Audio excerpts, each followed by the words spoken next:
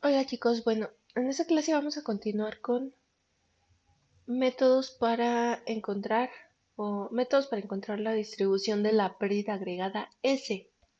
La clase pasada, recordando, vimos el método de Payer, que el método de Payer pues era una forma recursiva de para aproximar nuestra pérdida agregada. Si es que tenemos una severidad discreta, si no es discreta, pues podemos discretizar con los métodos que vimos igual la clase pasada. Y em, número de reclamaciones, ¿sí? Si es que ya lo tenemos. Bueno, entonces vimos la clase pasada un ejemplo de ese método. Vimos cómo se implementa en R con la función aggregateDist. Y lo que ahorita vamos a ver va a ser un método que nos va a servir para aproximar pérdida agregada, bueno, su distribución en un modelo individual.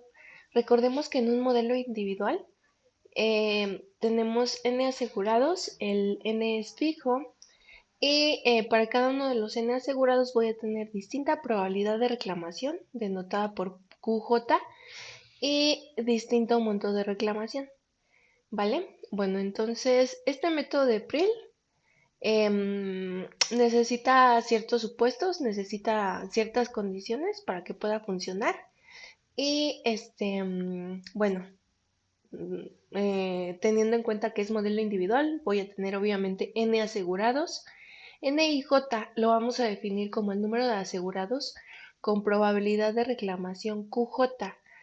QJ voy a tener m diferentes probabilidades de reclamación y montos de reclamación. Ojo con esta característica, debe de seguir una progresión aritmética. Ay, aquí lo subrayo. Nuestros montos de reclamación deben de seguir una progresión aritmética. Entonces, justo porque este método funciona sobre los índices de los montos. Entonces, bueno, un ejemplo de montos de reclamación podría ser de 1500 en 1500, 1500, 3000, 4500, 6000, 7500, etcétera. O sea, múltiplos de 1500. Y para el monto de reclamación uno voy a tener o voy a estarme refiriendo al total de 1500, de 2, 3000, 3000, 3, 4500, 6000, 7500, etcétera. ¿Sí? Entonces, nuestros montos de reclamación deben tener esta característica. ¿Y qué más? Bueno, la n grande, que son los n asegurados, la podemos ver como una suma sobre las i's y las j's. Ah, bueno, no lo mencioné, pero vamos a tener r montos de reclamación. La n grande la vamos a poder ver como la suma de las n y j sobre los índices j e i. Y este método de Prill como tal no tiene una función que venga en alguna librería de R. Entonces, pues, ¿qué se hace? Ahorita vamos a ver las expresiones para calcular las probabilidades. Pues es crear una función en R que nos haga esto y que vaya iterando sobre los montos de reclamación y sobre el número de asegurados. Entonces, ¿qué datos va a recibir nuestro algoritmo del método de Prill, nuestra función? Va a recibir em, probabilidades de reclamación, que tengo m probabilidades de reclamación, q1 hasta qm, este sería un vector, y aparte va a recibir montos de reclamación. Estos montos de reclamación los vamos a estar acomodando, los vamos a estar acomodando en una matriz, donde las filas van a, las filas nos van a indicar los montos de reclamación desde 1 hasta R y las columnas las probabilidades de reclamación desde Q1 hasta QM. Entonces, aquí para monto de reclamación 1 con prueba de reclamación Q1 voy a poner o voy a escribir N11, que sería el número de de asegurados que tienen monto de reclamación 1 y probabilidad de reclamación Q1. N12, N1M, N21, N22, N2M, NR1, NR2 hasta NRM. Bueno, entonces nos pasamos ahora sí a ver cómo se define este método. Y como ya lo dijimos, en modelo individual tenemos un n fijo, probabilidad de reclamación distinta y monto de reclamación distinta para cada uno de los n asegurados. Se define la NIJ con QJ probabilidad de reclamación y monto de reclamación. La N es igual a la suma de las NIJ sobre los índices J e I. Los montos deben de seguir una progresión aritmética. ¿Y cómo se definen las probabilidades o cómo puedo aproximar las probabilidades por este método? Pues primero, fs de x se define como 1 entre x de la suma desde i igual a 1 hasta el mínimo entre x y r, de la suma desde k igual a 1 hasta la parte entera de x entre y, de f de s, que sería la función de la probabilidad de S evaluada en X menos IK, multiplicando a una función H de IK. Bueno, entonces esta definición igual la tienen en las notas, por si por aquí no se ve bien. Y esta es la manera, bueno, HIK es otra función que ocupa los índices I y K y que se define como esta cosa. Se define como i por menos 1 a la k menos 1 de la suma de las nij de j igual a 1 hasta m de las qj entre 1 menos qj elevado a la k. Bueno, entonces esta fs de x definida aquí funciona para valores de x mayores iguales a 1. Nos falta la probabilidad en 0. Entonces fs de 0, aquí vamos a tener un producto sobre todos los índices j e i de 1 menos QJ. 1 menos QJ elevado a la NIJ. 1 menos QJ, ¿qué representa? Pues si QJ es la probabilidad de reclamación, 1 menos QJ es la probabilidad de que no reclamen, elevado a la NIJ, el número de asegurados que tengo con índices I y J. Multiplicamos sobre todos los índices y pues estaríamos multiplicando todas las probabilidades que hay para cada NIJ. O sea, todas estas probabilidades elevadas a la NIJ. Bueno, entonces así se calcula la probabilidad en 0 y probabilidad en X. Bueno, aquí está de nuevo un dibujito de los datos que va a recibir nuestra función. Va a recibir aquí en amarillo, espero que se vea, las probabilidades de reclamación, un vector. Y en el cuadro verde va a recibir pues la matriz con las NIJs. ¿Vale? Bueno, entonces vamos a ver un ejercicio y lo vamos a hacer en R. A mano está muy complicado. ¿Y qué dice el ejercicio? Tenemos 48 pólizas de seguros con montos de reclamación, como lo indica la tabla. Entonces, pues aquí ya nos dan justo la tabla ya construida. Con las NIJs, las probabilidades de reclamación son de 0.03, 0.04 y 0.05. Y los montos de reclamación, aquí lo pongo, montos son de 1, 2, 3, 4, 5. Las NIJ son 1, 3, 5, 2, 2, 3, 5, 3, 2, 3. Aquí lo corregimos, que no se entiende bien. Es 1, 4, 4, 6 y 4. ¿Vale? Bueno, entonces vamos a ver cómo se calculan en R.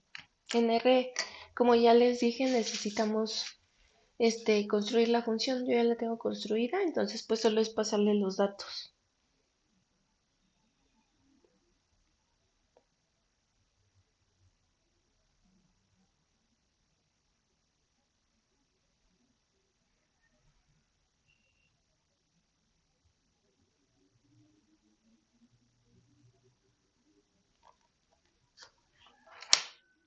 A ver. Aquí está. Es esta parte. Bueno, entonces primero vamos a escribir la matriz, que se va a llamar, bueno, yo le puse tabla, es la matriz de las N y J, la misma que les acabo de enseñar. El vector de probabilidades, punto 0.3, punto 0.4 y punto 0.5, y los montos de reclamación, que solo es una secuencia del 1 al 5. Nuestra función, ¿qué va a recibir? Esta función solo va a recibir una n, que es el número de valores que voy a aproximar. Entonces, por ejemplo, si yo quiero calcular los primeros 10 valores, me va a aproximar esta función, la probabilidad en 0, en 1, en 2, en 3, hasta el 9, si le paso una n igual a 10, a 20 del 0 al 19, etc. Le tengo que pasar el vector de probabilidades, props, el vector de montos, que sería solo una secuencia o los índices, y la tabla, que sería la matriz de las n y j. Bueno, entonces primero defino la función h de i car, ya la definí. Dentro de esta función defino la función h de i k, y luego donde vamos a empezar a guardar nuestras probabilidades es en el vector g. Primero vamos a calcular la, la probabilidad en 0, y ya luego para los siguientes valores vamos a calcular las probabilidades en 1, 2, 3 hasta n. N sería n menos 1. ¿Y qué nos va a regresar esta función? Pues el vector g de probabilidades. Entonces ya creamos esta función, corrimos esa parte, y g de s la vamos a evaluar ahora en 30. Le voy a decir que me calcule los primeros 30 valores de probabilidad. El vector de probabilidades, que es el que hace rato les dije, el monto, el de montos, que es de secuencia del 1 al 5, y la tabla de las n y j. ¿Y qué nos aparece aquí abajito? Pues el vector de las probabilidades aproximadas. Por ejemplo, aquí la probabilidad en 0 es de punto 159. En 1 es punto 0049. Punto 0.171, etcétera. Bueno, entonces para hacer más fácil estas probabilidades vamos a graficarlas para entenderlas más fácilmente. Y si se fijan, la probabilidad en 0 es grandota. Después baja en 1, vuelve a subir y vuelve a bajar. Y ya a partir del 10, 11, 12, etcétera, las probabilidades se hacen muy pequeñas. Bueno, entonces, así funciona este método. Si yo les pido en su tarea que me aproximen, no sé, los primeros 20 valores por el método de PRI, pues ya tienen aquí la función. Ya solo es pasarle los datos. Espero que no haya ninguna duda con este método. Está sencillo, solo es pues aplicar el algoritmo y los supuestos. Bueno, entonces ya el último método que vamos a ocupar, que viene implementado en R em, para aproximar una pérdida agregada S, es el de simulación. En este de simulación vamos a ocupar la función aggregateIst. Tenemos que pasarle el método que es simulation, entre comillas.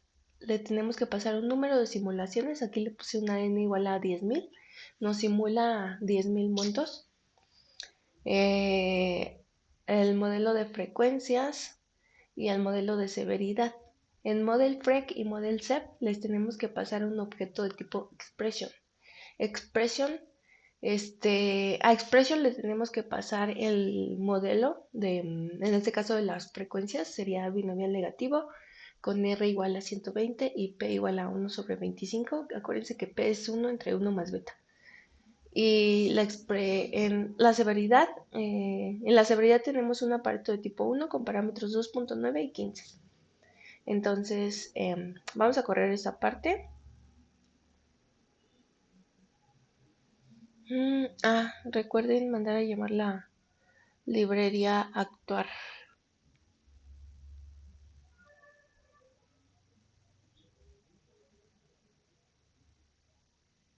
Bueno, entonces ahora sí. G3, vamos a graficar este objeto, G3. Y bueno, hay que esperar aquí por el número de simulaciones, que es 10.000, que ni siquiera es mucho. R se tarda un poquito, yo creo que como un minuto eh, en simular estos montos. Entonces, pues esperamos. Después hacemos un plot y podemos recuperar las probabilidades puntuales. Acuérdense que G3 es nos calcula la distribución de esta pérdida agregada por este método. Entonces, si le paso un plot a G3, pues nos grafica la función de distribución.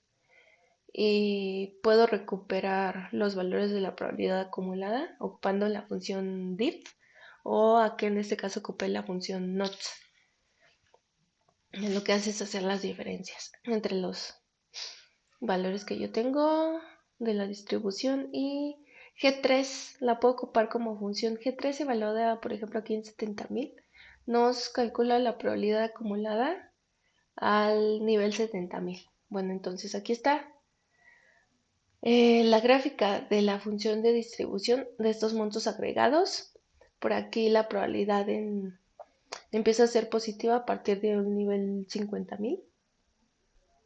No sé, ¿qué más podemos ver? Que con probabilidad 0.5, un medio, vamos a tener un monto acumulado de 6.000, no sé, 6.700, por ahí así. Y con probabilidad 1, los montos a partir de 8.500 van a ser menores o iguales a 8.500, ¿no? Con probabilidad 1. Bueno, entonces, como les dije, podemos recuperar las probabilidades puntuales con la función NOTS. No, de hecho, NOTS nos calcula los montos simulados. Sí, sí, sí. NOTS nos calcula los montos simulados. Con este método, con estas características. Una binomial negativa y una Pareto de tipo 1. Entonces, pues aquí recuperamos los montos simulados, que son 10.000 montos simulados. Y podemos hacer un histograma de estos montos. ¿Se ve cómo se ve esta distribución? Pues yo la veo más o menos simétrica. No sé. Con estas características se ve más o menos simétrica. Bueno, entonces, ¿qué más? Podemos evaluar la probabilidad acumulada. La probabilidad de que las pérdidas sean menores o iguales a 70.000 es de 0.7489. Y ya está. Bueno, entonces este es el último método que vamos a ver. Hay otros más, pero ya no los contemplamos. Bueno, al menos yo ya no los contemplo. ¿Y qué vamos a hacer? ¿O qué va a ser lo siguiente que vamos a ver? Ya terminamos métodos para encontrar la distribución de S, para aproximarla. Ahora, si yo ya tengo bien identificado el modelo S que modela este con todas sus características asociado a mis pérdidas agregadas, lo siguiente es proceder a calcular primas. Primas, recordemos, bueno, que es una prima, es el pago que el asegurado le va a dar a la compañía para obtener cobertura total o parcial de un riesgo. Entonces, ya conozco la distribución, ya puedo calcular por lo menos la prima pura, eh, que recordemos la prima pura se define como la esperanza de S y la denotamos con una P. Las compañías aseguradoras obviamente no van a cobrar solo la prima pura porque tienen otros gastos, quieren obtener alguna ganancia, etcétera. No existen solo porque sí. Bueno, entonces, aquí un pequeño análisis de cuál o cómo afecta el valor de que yo me tome de la prima, si es que, bueno, cómo afecta el valor que yo me tome de la prima, si es que quiero obtener una ganancia o fijándome en el capital que voy a tener al final de la vigencia de mis pólizas. Bueno, entonces, si yo tengo un capital inicial U, eso es lo que tengo al inicio, Voy a recibir un pago P por la prima por cada una de las pólizas o cada uno de los asegurados. Y XN es mi capital al final de la vigencia, así lo denoto con XN. XN, el capital al final de la vigencia, se puede ver como el capital inicial más la prima multiplicada por el número de asegurados, número de pólizas que yo tengo, y le resto todos los riesgos o todos los pagos que yo realicé a mis N asegurados en todo este tiempo. Entonces le resto la suma de las SJ de J igual a 1 hasta N. Este XN, cómo, cómo se ve si es que la prima, bueno, en el primer caso, la prima es igual a la esperanza. O sea, yo solo voy a recibir la prima pura. La esperanza de XN es U menos, este NP se puede ver como la suma desde J igual a 1 hasta N de las primas. Si lo junto voy a tener U más N por P menos la esperanza de S. Aquí sería, al calcular la esperanza, N veces la esperanza. Si la prima es igual a la esperanza de S, entonces esta cosa se hace cero y solo me queda el capital inicial, lo cual pues a la aseguradora no le conviene, quiere obtener alguna ganancia. Algún margen de ganancia. Bueno, entonces, ¿qué pasa si me tomo una prima distinta a la esperanza de S? Si la prima es mayor a la esperanza de S, al calcular el límite de esta cosa, de esta XN, este se va a ir a infinito. Y si la prima es menor a esperanza de S, esta XN en el límite, cuando n tiene infinito, se va a ir a menos infinito. Entonces, pues, lo ideal es que la prima sea mayor a la esperanza de S. Y así es como la vamos a tomar. Creo que también en sus clases de matemáticas actuariales, si no mal recuerdo, eh, ven algunas propiedades ideales que debe de cumplir una prima asociada al riesgo S y también ven principios de cálculo de primas, o sea, formas de calcular las primas. Las propiedades que vamos a ver primero, ideales, son las siguientes, son 6 propiedades. La primera es simplicidad. El calcular una prima debe de ser sencillo, no debe de ser muy complicado. Si yo ya tengo el riesgo ese bien modelado, me tardé, entonces pues lo ideal es que la prima salga fácil, que tenga un método que es sencillo y entendible de calcular. La segunda propiedad es que la propiedad de consistencia, si tengo un riesgo S y una constante C mayor a cero, la prima, si es que se cumple esta propiedad, la prima de S más esa constante, el riesgo más esa constante debería de ser igual a la prima de mi riesgo S más esa constante. La tercera propiedad es de aditividad. Si tengo dos riesgos independientes y esos dos riesgos yo los sumo, la prima de la suma de estos dos riesgos debería de ser la suma de las primas por separado, prima de S1 más prima de S2. La cuarta propiedad, invarianza a escala. Si tengo una constante A mayor a 0 y tengo un riesgo, ese riesgo se multiplica a veces, entonces la prima de A por S, a veces ese riesgo debería de calcularse como la prima de S multiplicada por A. ¿Qué más? La cota inferior, propiedad de cota inferior. La prima debe de ser al menos la esperanza de S. Lo ideal es que sea mayor a la esperanza de S. Y la cota superior es que si yo tengo un riesgo acotado por M con una M mayor a 0, entonces mi prima debería de ser menor o igual a M. Esta es la propiedad de cota superior. ¿Vale? Bueno, entonces ahora vamos a checar los principios del cálculo de primas. Principios del cálculo de primas. Si yo tengo un valor θ mayor a 0, conocido como un factor de recargo, ¿Cuáles son los principios del cálculo de primas o sea, métodos que yo puedo ocupar para calcular mis primas? Pues tenemos cuatro. El primero es principio del valor esperado. Hay más, creo que hay más métodos. Bueno, ahorita solo enunciamos cuatro. Principio del valor esperado. La prima P la puedo calcular como la esperanza de S multiplicada por 1 más teta. De la varianza la puedo calcular como la esperanza de S más teta veces la varianza de S. Y la desviación estándar la puedo calcular como la esperanza de S más teta por la raíz de la varianza de S. Un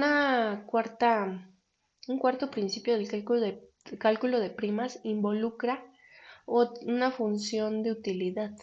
Este principio se llama de utilidad cero y aquí antes vamos a definir qué es una función de utilidad. Una función de utilidad, como lo vieron en sus clases, creo, de economía, si no mal recuerdo, ¿qué características tiene? Toma valores no negativos, o sea, está definida sobre cero infinito. Es una función cóncava y estrictamente creciente. Entonces, aquí en esta grafiquita, más o menos cómo se ve una función de utilidad. Pues así se ve, como esta curvita, hacia arriba con la pancita hacia abajo, tomando valores positivos. Bueno, entonces, ya que recordamos que es una función de utilidad, ¿cómo se define? Este principio de utilidad cero nos dice que la prima P la podemos calcular de modo que se cumpla esta igualdad. ¿Y cuál es esta igualdad? B de U. B sería la función de utilidad evaluada en U, es igual a la esperanza de la función de utilidad V evaluada en U más P menos S. Tenemos esta igualdad y este,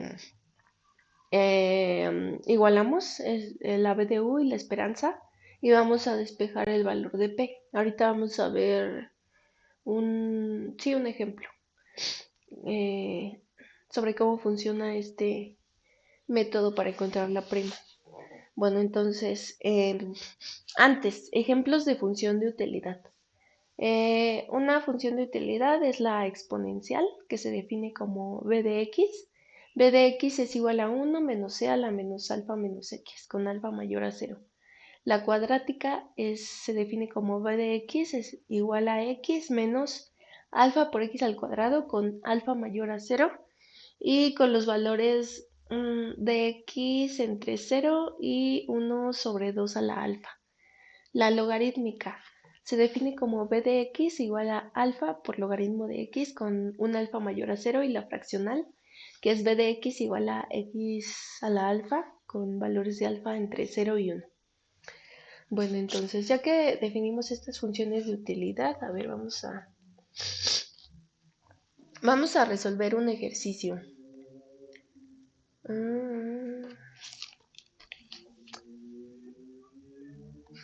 Un ejercicio ocupando este último método. Sí. A ver, se los escribo aquí. Este ya no lo escribí.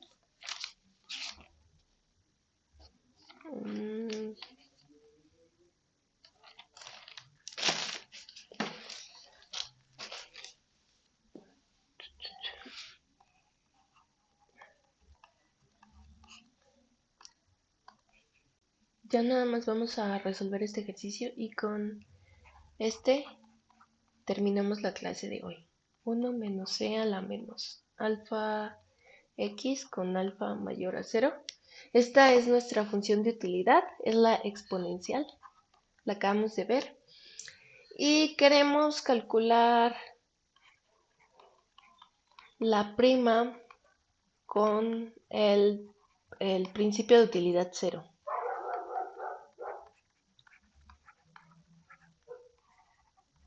Entonces, ¿cómo lo calculamos? ¿Cómo calculamos esta prima? A ver, recordando, el principio de utilidad cero nos dice que B de U debe de ser igual, o tenemos que encontrar la prima P tal que se cumpla esto, la esperanza de B de U más P menos S. Bueno, entonces, vamos a empezar. B de U es igual a la esperanza de B evaluada en U más P menos S. Entonces sería 1 menos C a la menos alfa por U más P menos S. Ajá. Y bueno, aquí, a ver, vamos a borrar y vamos a sustituir. Sí. B de U sería 1 menos E a la menos alfa U. Bueno, entonces ya sustituimos. Ahora, ¿qué podemos hacer? Recuerden que aquí la única variable aleatoria que tenemos es la S. Entonces, pues aquí, ocupando propiedades de esperanza, podemos sacar el 1. Y bueno, vamos a tener E a la menos alfa U es igual a 1 menos, igual aquí aplicando propiedades, E a la menos alfa por U más P, propiedades de la exponencial, por la esperanza de E a la alfa S. Así lo tendríamos, ¿sí? Entonces, de esta igualdad, ¿qué podemos eliminar? El 1 y el 1. Y nos queda E a la menos alfa U igual a E a la menos alfa por U más P. La esperanza de E a la alfa S, ¿a qué le es? ¿Qué forma tiene? ¿O qué forma creen que tiene? La esperanza de E a la alfa S se ve como una generadora de momentos, ¿no? Por ejemplo, la generadora de momentos de X, evaluada en T, es la esperanza de E a la TX. Entonces, pues justo es la generadora de momentos de S evaluada en alfa. Lo sustituimos en la generadora de momentos de S evaluada en alfa. Y de aquí, ¿qué tenemos que hacer? Pues despejar el valor de P. Esta exponencial la voy a pasar del otro lado, entonces voy a tener E a la menos alfa U dividido entre E a la menos alfa por U más P igual a la generadora de momentos evaluada en alfa. Entonces, ¿aquí qué hacemos? Pues menos alfa U, se elimina el exponente y solo nos queda, ¿qué nos queda? E a la alfa P igual a la generadora de momentos de S evaluada en alfa. Ya solo despejamos el, el valor de P aplicando logaritmo. Vamos a tener que alfa P es igual al logaritmo de M de S de alfa. Y pasando el alfa del otro lado voy a tener que la prima es igual al logaritmo de la función generadora de momentos. Bueno, el logaritmo de la función evaluado en alfa dividido entre alfa. Esta sería nuestra prima calculada con este principio de utilidad cero. ¿Vale? Está sencillo de calcular. En su tarea probablemente venga algún ejercicio así. Bueno, espero no haya ninguna duda. De todos modos, les voy a compartir estas notas ahí en el Classroom. Bueno, entonces, ya nada más, bueno, como tenemos tiempo, según yo no, todavía no es la media. A ver, dejen checar cuánto vamos. 34 minutos. Bueno, ya nada más vamos a hacer un ejercicio, igual para que no se les haga pesado ver esta clase. Bueno, vamos a calcular otro ejercicio sobre primas. La prima máxima que el asegurado está dispuesto a pagar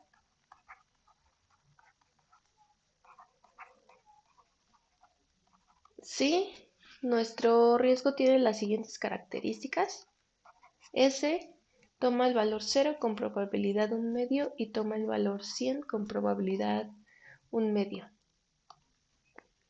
Nuestra función de utilidad, Vamos a ocupar el principio de utilidad 0 y nuestra función de utilidad es b de x igual a x. ¿Qué más? Bueno, entonces, ocupando el principio de utilidad, aquí lo vamos a hacer con otro color, con un verde.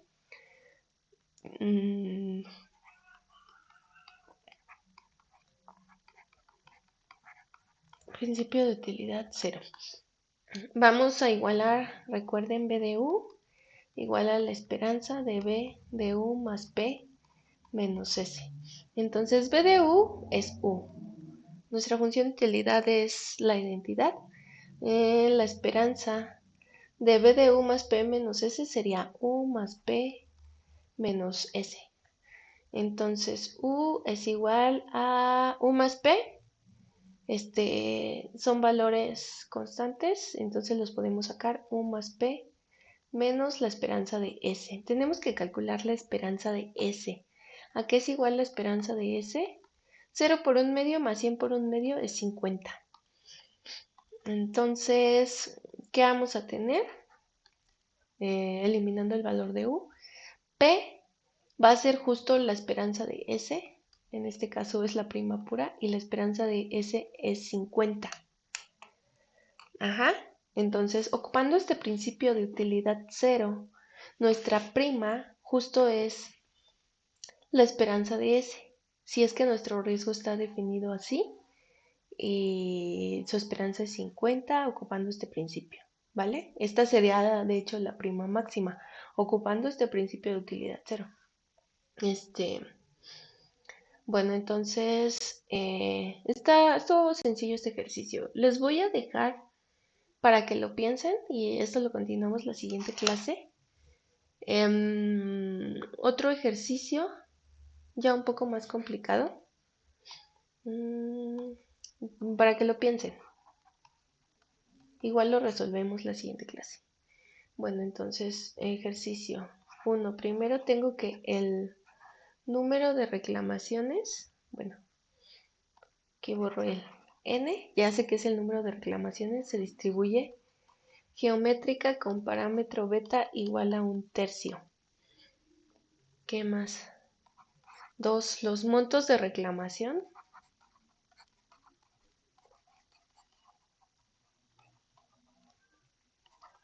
pueden tener, o más bien pueden tomar valores 3, 4 y 5 con probabilidad 1/3 cada uno. Entonces, la probabilidad de que la pérdida sea igual a 3 es de 1/3, 4 1/3 y 5 1/3. 3 que más n y x son independientes. Y el 4 es, voy a calcular mi prima como la esperanza de s más la varianza de s. Entonces, si se fijan, ¿qué principio estoy ocupando aquí? Ay. Principio sería el de el de la varianza, con θ igual a 1. Bueno, entonces mi prima se define así. ¿Qué tengo que hacer? Calcular la probabilidad exacta de que las pérdidas agregadas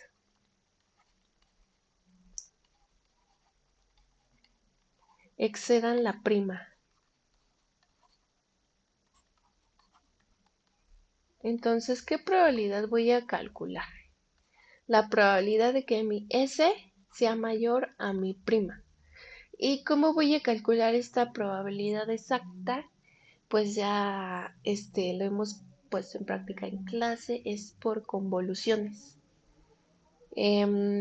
Obviamente, si es por convoluciones, ¿qué tenemos que calcular? Bueno, primero tenemos que calcular esperanza y varianza de S. Como ya sabemos, esperanza y varianza, ya que las tengo, voy a calcular la probabilidad de que S sea mayor o igual a P, que es de hecho la probabilidad de que S sea mayor a la esperanza de S más la varianza de S. Y ocupando convoluciones, voy a calcular, de acuerdo a como vimos que podemos calcular, la probabilidad de que la pérdida agregada sea menor, ay, menor igual, de que S sea mayor o igual a, bueno, vamos a ponerle con P, se puede calcular más fácil con la propiedad del complemento, ¿no? S sea menor o igual a P. Y la probabilidad de que S sea menor o igual a P, aquí lo pongo, la podemos calcular como una suma desde n igual a 0 hasta infinito de f de x, n, esa sería la distribución de la enésima convolución evaluada en p por la probabilidad de que n sea igual a n, ¿sí? Entonces vamos a sumar sobre todo los valores de n.